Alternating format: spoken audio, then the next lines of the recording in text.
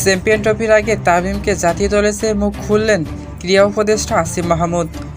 Doctor Mohammad ইউনূসের নেতৃত্বাধীন 17 সদস্যের অন্তর্বর্তীকালীন সরকারের উপদেষ্টা আসিফ মাহমুদ সজীব ভুঁইয়াকে যুব ও ক্রীড়া মন্ত্রণালয়ের দায়িত্ব দেওয়া হয়।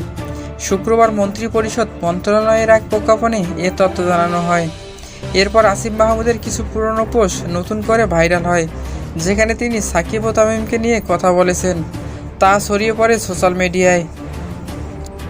তামিমকে নিয়ে বর্তমান ক্রীড়ামন্ত্রী আসিফ মাহমুদের একটি ফেসবুক পোস্ট ভাইরাল হয়েছে।